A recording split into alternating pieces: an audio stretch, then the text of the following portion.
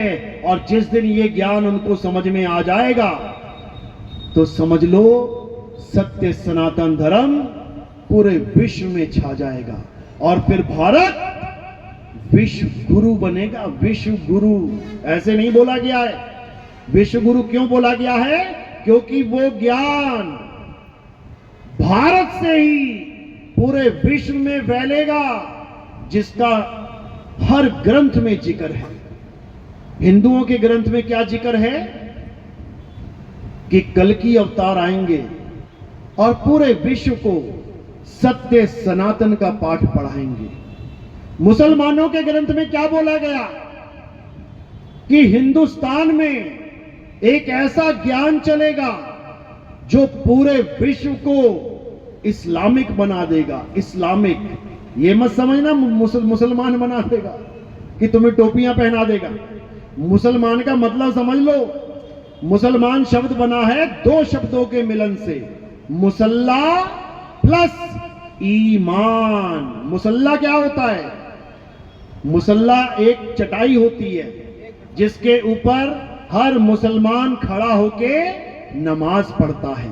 यानी तुम्हें वो मुसल्ला बताया जाएगा जहां पर खड़े होकर तुमने बंदगी करनी है, और ईमान यानी तुम्हें ईमानदार बनाया जाएगा। अब ये 2 नंबर के काम नहीं करने, ये नशा पत्ता नहीं करना, ये व्यभिचार नहीं करना, कोई भी असामाजिक तत्व के साथ खड़े नहीं होना।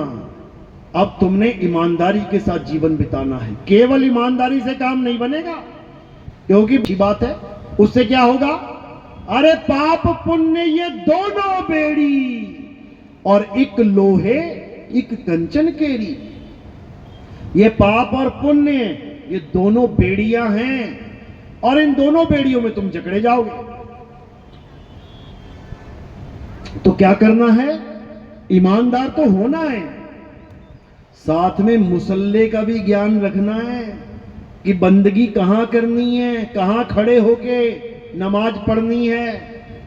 समझ लो, नमाज का मतलब क्या है? नमः प्लस अज, परमात्मा की वंदना करना। समझ लो, नमाज कोई अरबी शब्द नहीं है।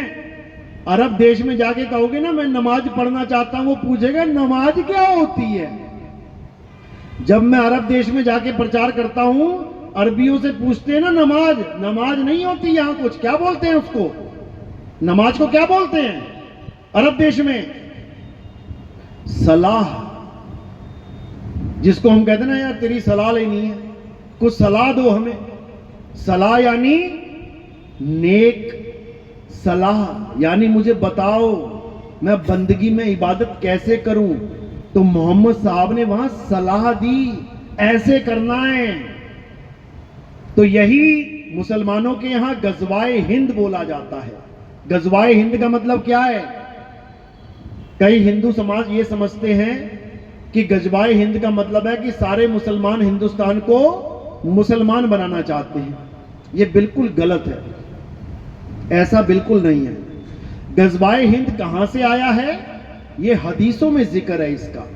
एक है कुरान पाक और एक है हदीस। कुरान पाक अलग है, हदीस अलग है। हदीस में क्या बताया गया है? हदीस में मोहम्मद साहब का जिक्र है, वो क्या करते थे, क्या खाते थे, कैसे बैठते थे, क्या सोचते थे, क्या बताते थे, उसका जिक्र है। उसमें क्या बताया कि मोहम्मद साहब अरब देश की जमीन पर मक्का पे खड़े होके हिंदुस्तान की तरफ देखते थे, यानी पूरब दिशा की तरफ मुंह करके देखते थे और मुस्कुराते थे। और जब लोग पूछते थे कि आप पूरब दिशा की तरफ खड़े होके, जैसे कोई आदमी जिस तरफ से सूरज उग रहा है वहां खड़ा हो जाए और खड़ा ही रहे कितनी देर, तब उसको लोग पूछे भाई आप पूरब दिशा की तरफ मुंह करके क्यों खड़े रहते हो? तब क्या बोले मोहम्मद साहब? वो बोले कि मुझे उस दिशा की तरफ से एक खुशबू आती है। क्या आती है? खुशबू आती है। कौन सी खुशबू आती है? कनेर के फूल की या गुड़हल के फूल की? कौन सी खुशबू आती है?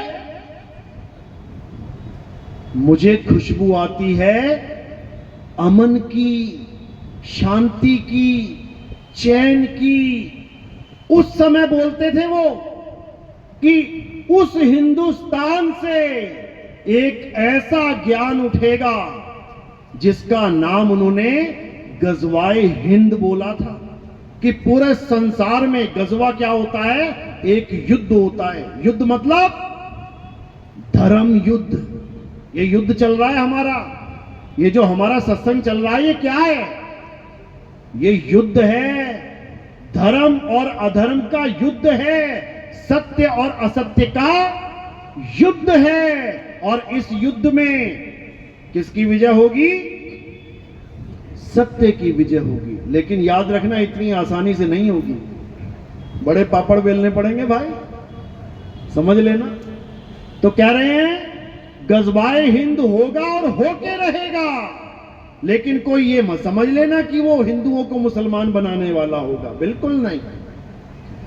वो अमन का युद्ध होगा, वो चैन का, शांति को लाने का युद्ध होगा, उसको गजवाए हिंद बोला जाता है।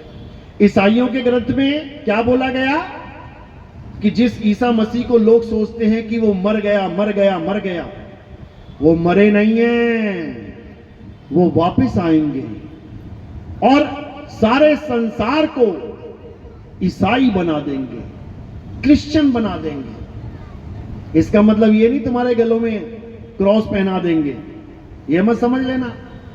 उसका मतलब है तुम्हें यहोवा का ज्ञान समझा देंगे। यहोवा क्या है? यहोवा का मतलब समझ लो। सारे ईसाई यहूदी सब यहोवा की पूजा करते हैं। यहोवा का मतलब है मैं वो हूं जो मैं हूं, यानी मैं वो नहीं हूं जो तू मान बैठा है, मैं वो हूं जो मैं हूं, यानी मैं वो तत्व हूं जिसे सत्य तत्व कहते हैं। गलती से असत्य तत्व को मुझे मत समझ लेना। यानी मेरा ज्ञान केवल वही दे सकता है जो मुझे जानता है, वही बता सकता है मैं क्या हूं। नहीं तो सब शरीरों को ही यहोवा मानते रहेंगे। मान ही बैठे हैं। ईसाई किसको भगवान मान बैठे हैं? ईसा मसीह को। यही अज्ञान है। यही गुरु ग्रंथ साहब में बोला गया है कि आण 78 जान 97 होर भी उठसी मर्द का चेला। कहते हैं अभी तो ये ज्ञान चल रहा है, ठीक है, अच्छी बात है। अभी तो संतों को मारा जा रहा है, सूली पे लटकाया जा रहा है, लाठियों से मारा जा रहा है, जहर दिया जा रहा है, क्योंकि अभी ये इतने विवेकी नहीं हैं कि सत्य असत्य का निर्णय कर पाए। लेकिन एक ऐसा समय आएगा जब हर इंसान इतना विवेकी बना दिया जाएगा कि सत्य असत्य का निर्णय कर सके। उसके बाद असत्य की दाल नहीं गलने वाली। फिर हर इंसान विवेकी बनेगा और मर्द का चेला आएगा जो सब हंसों को उस मर्द से यानी शब्द गुरु से जोड़ेगा। ये गुरु ग्रंथ साहब में वाणी दर्ज है। इसी के बारे में यहूदियों के ग्रंथों में आता है कि इलियास जो उनका नबी था, उनका मास्टर था, वो मरा नहीं है, वो वापस आएगा और पूरे संसार में सबको यहूदी बना देगा। यानी यहूदी का मतलब क्या है? जो यहोवा को जानता है वो यहूदी है। समझ लो।